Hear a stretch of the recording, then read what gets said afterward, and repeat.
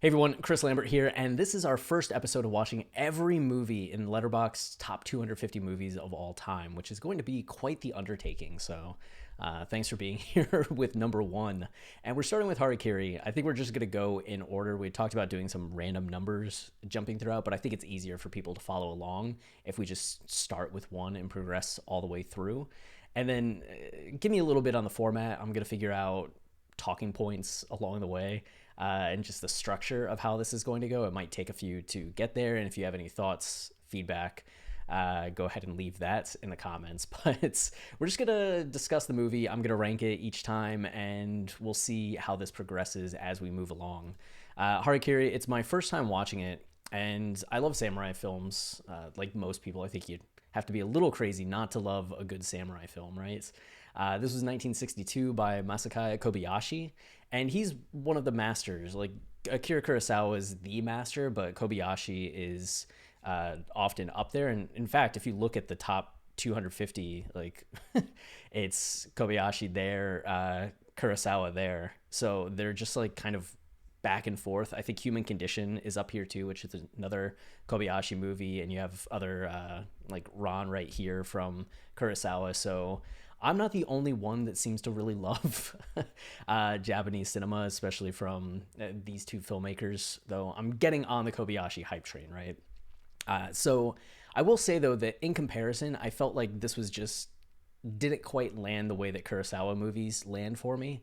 In terms of ranking, I ended up putting it in enjoyable, which I thought it was going to be like my favorites. Wow, impressive through the first hour, I want to say. But the more it started to get into backstory and the melodrama of the backstory, the more that the movie kind of lost a little bit of momentum for me. So it starts off in this almost Rashomon kind of way, which this movie came out 12 years after Rashomon came out, which was in 1950. And Rashomon to me is just so incredible. Like I love it so much, and this had some of that heft and weight, especially up front, and the way that you have these characters that are telling stories to each other. There's something very classical about that, and something very modernist, postmodernist that really appeals to me.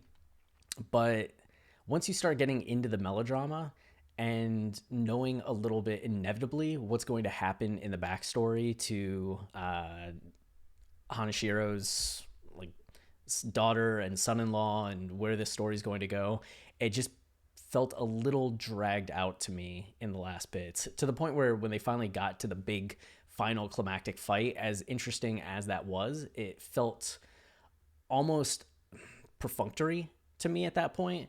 Like, this guy's getting some revenge, but at this point we're just having a fight to have a fight because it feels climactic. You do get this moral payoff, or this philosophizing, that I really liked, in the sense that the movie is critical of the samurai honor, and you get that in the starting shot showing this awesome armor. And the shots throughout this movie are incredible start to finish. Like, the cinematography is probably 99% of the reason why this movie is so beloved, and that's for good reason. It's just amazing shot after amazing shot.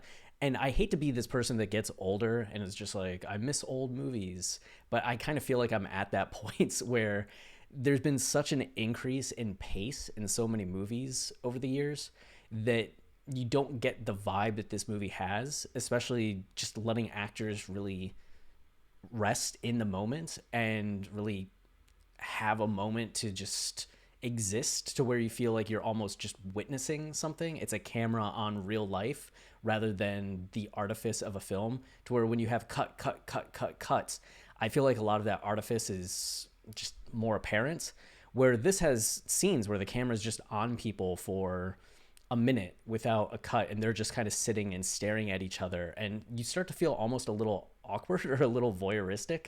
Yeah, I don't know. I loved it so much. Yeah, that shot there where they just feel so at odds and so such shame for what's going on in terms of not having money, feeling really impoverished. There's just a lot of great, glorious moments, but there's no shot of the armor. I was waiting for the shot of the armor. Okay, so this armor just represents the like samurai and like the spirit of samurai and the philosophy of samurai. And when you first see it at the beginning, it feels very powerful, and then when you see it again at the end, it feels less than, because you know that this samurai house is actually not living up to its ideals, that it's actually lying, that they're actually not these people that you should honor and look up to. And I feel like part of the movie is almost this uh, clash between old versus new. Almost like you got this spirit of New Japan coming in, which is what the main character Hanshiro's kind of represents. Is almost this like not new wave of thinking. It's not like he's a young person, but it's just he's given up on a lot of the pretenses of how things had been, and he's been exiled from the old ways. And you have this samurai clan that's really clinging to the old ways, and you have a bit of this conflict where he's essentially calling out like all these traditions, all this mindset that you have, it's just it's false, it's hollow, it's empty, and you need to get over it and let it go. And I feel like in Japan in the 1960s, I mean, even Japan today, I feel like there's constantly this criticism of historic traditional constraints that people in society feel, that's being shown through movies, through TV shows, through anime. And it comes up over and over and over again. It's one of the most recurring themes that I see in anime and Japanese cinema. And so it was interesting seeing it here in 1962 and feeling maybe the roots of that tension between we need to let go some of the past and need to stop idolizing it, because this past that you're idolizing, this tradition that you're holding to such high esteem, actually shouldn't be. And it's something that's only secure by these people who are using it to their own benefits.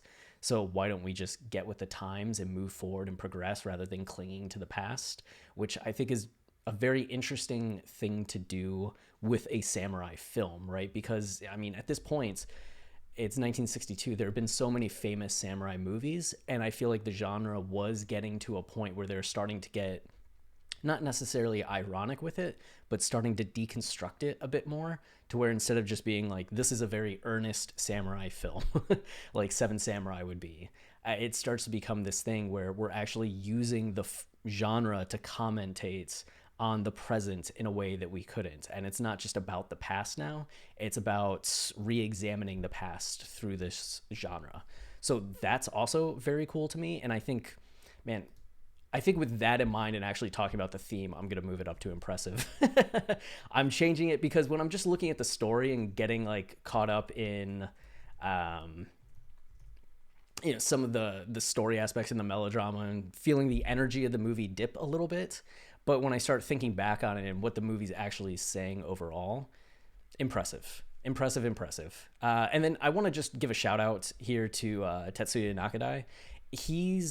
Been in so many movies that I love. Kagemusha, Seven Samurai, of course, Ran. I didn't realize that he played Lord Hiratora in Ran, which is just amazing. But Sword of Doom, that's the movie I'm going to recommend here, because I feel like the movies that I've named, like Sanjiro, Samurai Rebellion, these are all movies that people have probably seen if they like Japanese cinema. But I don't think as many people watch The Sword of Doom.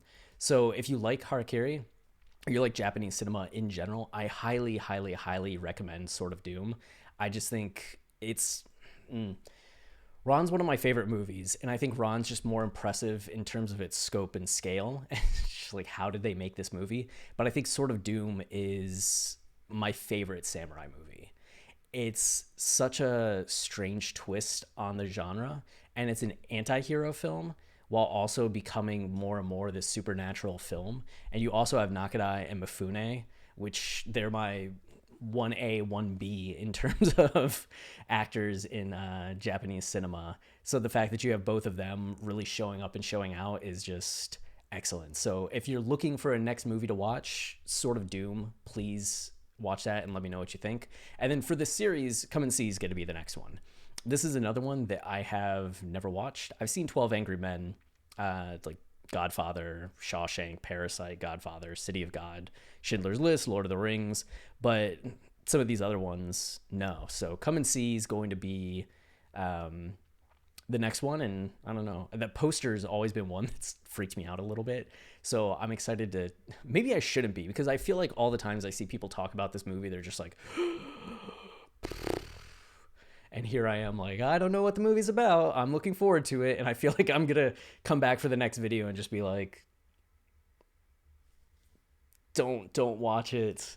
I don't know. We'll see. We'll see. Maybe it's a rom com. I don't think so, but okay. Until next time.